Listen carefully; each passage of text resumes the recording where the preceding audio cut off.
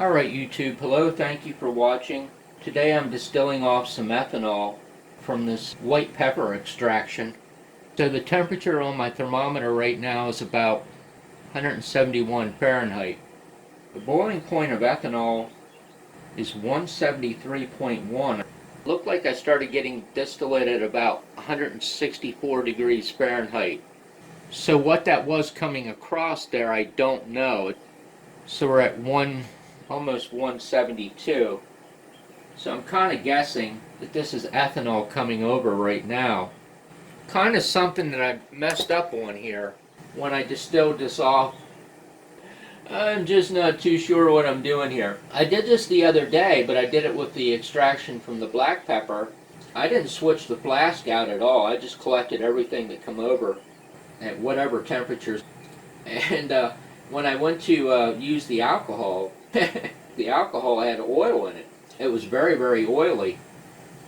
I don't know what the hell it was that came over with the IPA in my first batch. So I thought there must be some lower boiling point component in it. To the best of my knowledge, oils, I would think, have a higher boiling point as compared to other things, much higher than water. Certainly much higher than the boiling point of isopropyl. How in the hell did oil come over in it and what it was, I just don't know. But I wanted to try to eliminate that problem today by doing things slightly different.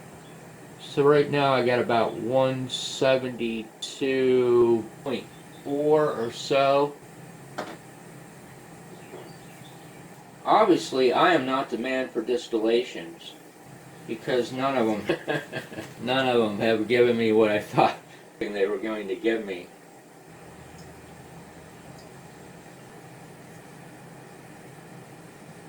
I don't know, man, I can't tell. I mean, there's no trace left on my glove there, so I would think that would kind of tell me that there's no oils in it, because the ethanol would have evaporated off and there would be oil left on my glove. Is kind of what makes sense to me, and I'm not seeing that. I don't know what the hell the oil was that came over in the first round with black pepper, but then again, that was a pretty dirty mix, because that had that wasn't from the seed of the pepper. That was a very, very black and kind of dark and dungy, oily compound. This is much cleaner with the white pepper, but it doesn't seem to be apparent in the white here. But you just never know the way I distill stuff.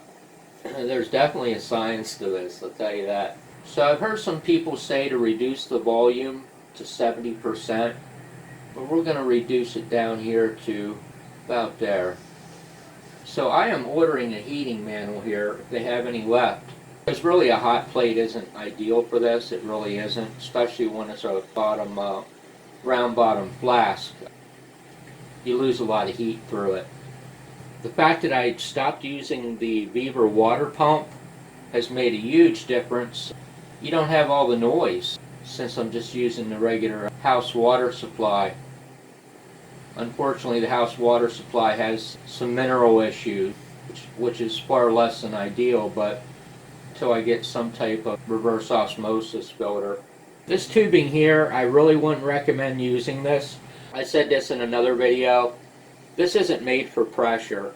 You can't use it for vacuum, because at like 15 psi, actually far less than 15 psi, this will just collapse. Using this to support water pressure, which there really isn't any great amount of pressure on it right now at all, because it's just flowing into the bathtub. But if one of these lines were to kink, and I didn't catch it immediately, I think you can see where that would be a big problem. So I'm pretty careful about how I run my lines and make sure there's no pinch points, because if that shit kinks, man, and I don't notice it, it's gonna blow up and go off like a balloon. 1 drip a second. So the purpose of distilling this is just to increase the saturation of the solution and to recover some of the ethanol to reuse for hopefully another project. Things are super, super expensive. I mean, it's absolutely crazy.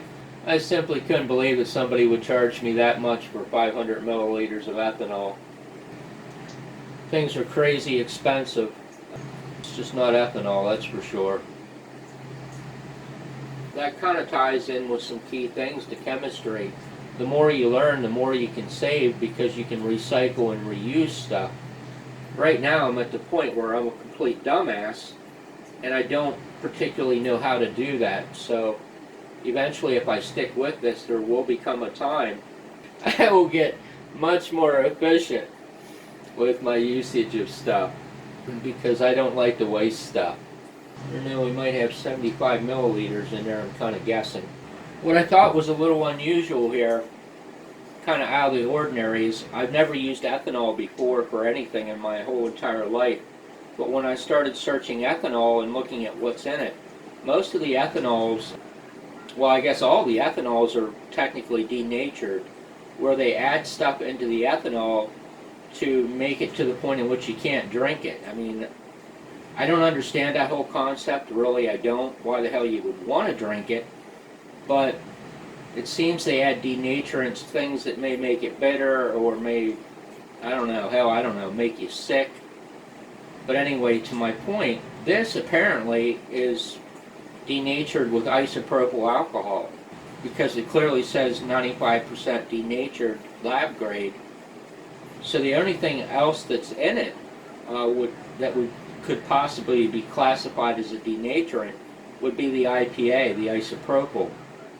Because other than that, the only other ingredient is water. Because most of these ethyl alcohols or ethanols have methanol in them. And I don't know the whole ball of wax on methanol at all. But to the best of my knowledge, methanol's a bit poisonous. Now, I don't know what's going to happen here because I think I paid like, I think it was 20 bucks for 500 milliliters. That's what you call robbery right there.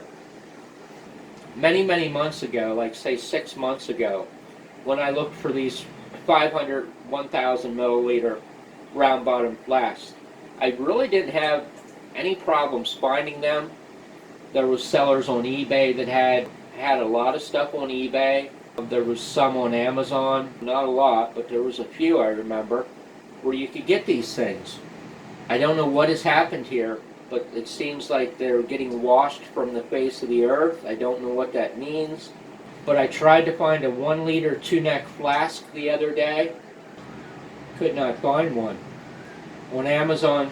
So I went on to eBay, and I was very, very surprised when I saw the amount of glassware that had came up in the search. Because previously there was, there was loads of glass on eBay. So I guess maybe what I'm trying to say is if you want to learn chemistry right now, I would prepare for your future. That's the best I can put it. I would prepare for your future and buy it now because you might not be able to get this stuff a year from now. Something is very, very wrong. So the goal here is to try to get this amount of solution down to basically about what would fit in this little 100 milliliter round bottom here.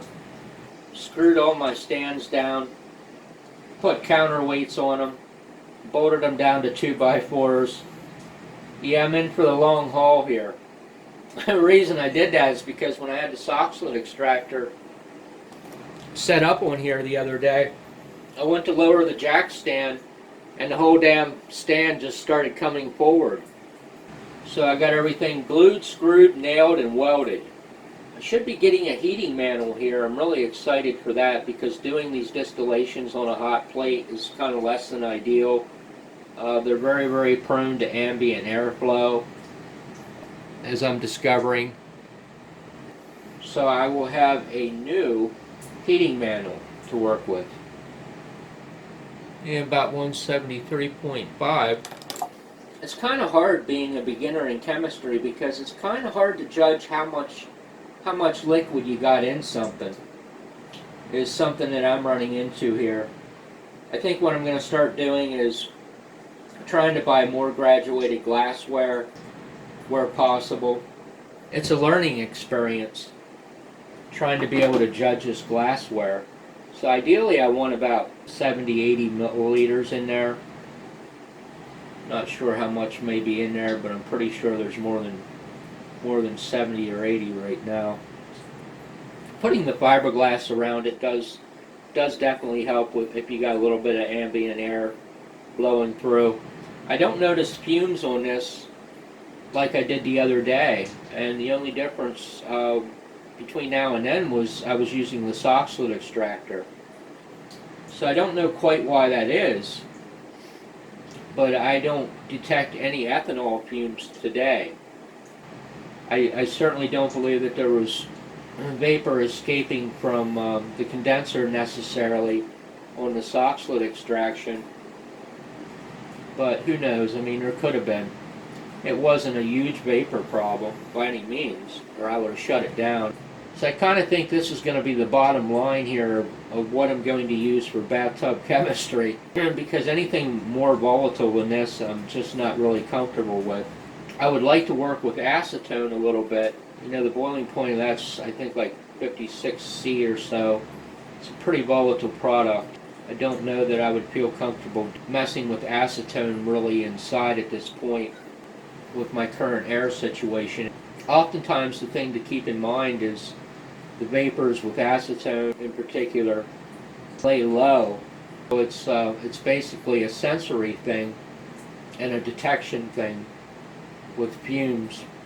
If you're in a room with them, you almost become immune to them. You develop a tolerance for them, and you may not necessarily know how bad the fumes are.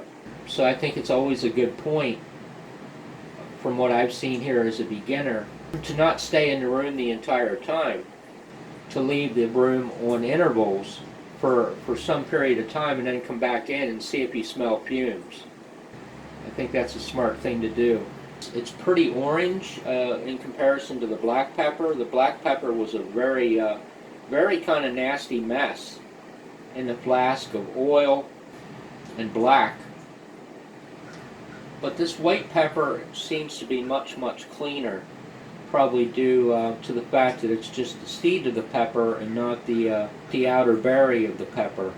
It's all distilling at about 173.5. So thank you very much for watching my video today. Bear with me as I learn some chemistry here. Take care and have a great day.